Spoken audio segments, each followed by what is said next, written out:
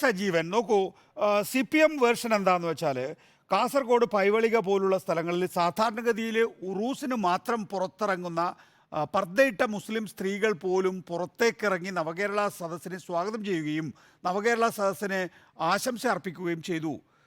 കോട്ടയം, പത്തനംതിട്ട മേഖലകളിൽ വലിയ പള്ളികളിലായിരുന്നു, അവരുടെ ഹാളുകളിലായിരുന്നു നവകേരള സദസ്സ് സംഘടിപ്പിച്ചിട്ടുള്ളത്.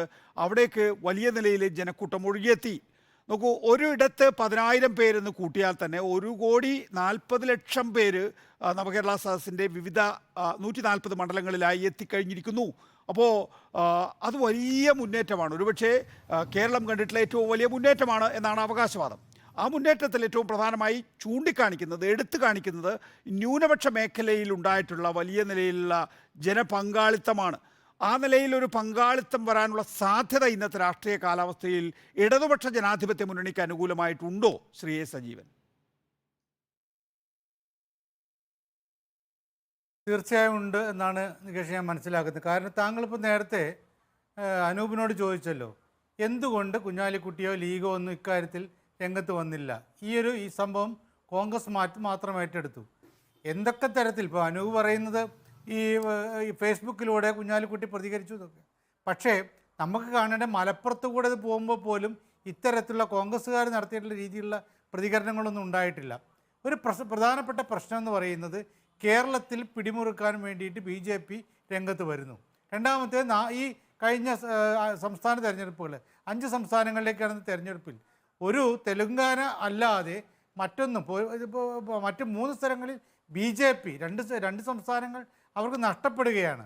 അങ്ങനെ ഉള്ളൊരു സ്ഥലത്ത് കോൺഗ്രസ്സിന് കഴിഞ്ഞ 2019 പോലെ കോൺഗ്രസ് ഇതാ തിരിച്ചു വരുന്നു, പ്രധാനമന്ത്രി സ്ഥാനത്തേക്ക് രാഹുൽ ഗാന്ധി വരുന്നു എന്ന രീതിയിൽ ചിന്തിക്കാൻ ഇവിടെയുള്ള ന്യൂനപക്ഷത്തിന് കഴിയില്ല.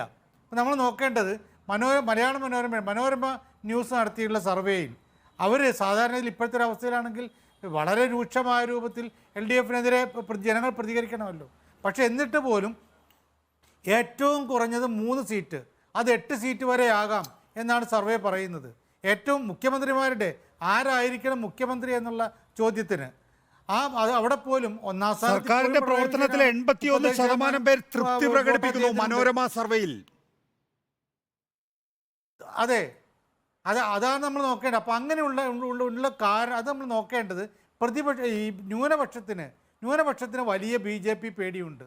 BJP ഇവിടെ എങ്ങനെ തിരിച്ചു വരുമോ? ഇപ്പോൾ അത് മറ്റുള്ള സംസ്ഥാനങ്ങളിൽ ഉണ്ടായതുപോലെ, മധ്യപ്രദേശിലും രാജസ്ഥാനിലും ഒക്കെ ഉണ്ടായതുപോലെ BJP തിരിച്ചു വരുമോ, അല്ലെങ്കിൽ ഇവിടേക്ക് കേരളം പിടിച്ചടക്കുമോ എന്നുള്ള തോന്നലുണ്ട്. അല്ലെങ്കിൽ അവർ കുറച്ച് സീറ്റെങ്കിലും അവർക്ക് നേടാൻ പറ്റുമോ എന്നുള്ളത് അത് ഒരിക്കൽ പോലും ന്യൂനപക്ഷത്തിന് അംഗീകരിക്കാൻ പറ്റില്ല. മാത്രമല്ല, ഇപ്പം BJPയുടെ പ്രതിനിധിയായിട്ട് ഇവിടെ ശക്തമായിട്ട് പ്രവർത്തിക്കുന്നത് ഈ സുരേന്ദ്രനോ അല്ല മറ്റാരും മുരളീധരനോ ഒന്നും അല്ലല്ലോ. അത് ആരിഫ് മുഹമ്മദ് ഖാനാണ്. അദ്ദേഹം കഴിഞ്ഞ ദിവസം മിഠായിത്തെരുവിലൂടെയൊക്കെ പോയത് സത്യത്തിൽ ഒരു വെല്ലുവിളിയാണ്. എന്തെങ്കിലും തരത്തിൽ ഒരു ഈർക്കിൽ കഷ്ണമെങ്കിൽ അദ്ദേഹത്തിൻ്റെ മേലേക്ക് വീണാൽ ഇവിടെ ക്രമസമാധാനം തകർന്നു എന്ന് പറഞ്ഞിട്ട് അദ്ദേഹം വലിയ പ്രശ്നം ഉണ്ടാക്കും, കേന്ദ്രത്തിന് ഇവിടേക്ക് ഇടപെടിക്കുന്നൊരവസ്ഥ ഉണ്ടാക്കും. അതൊക്കെ ജനത്തിന് അറിയാം.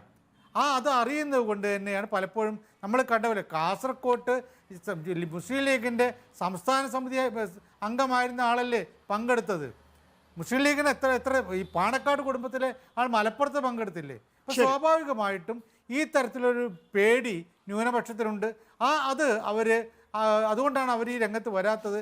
ശരിക്കും കോൺഗ്രസ്സുകാർ മനസ്സിലാക്കേണ്ടത് ന്യൂനപക്ഷത്തിനെ തങ്ങൾ കൈവിട്ട് പോകുമോ ഇല്ലയോ എന്നുള്ളതാണ്.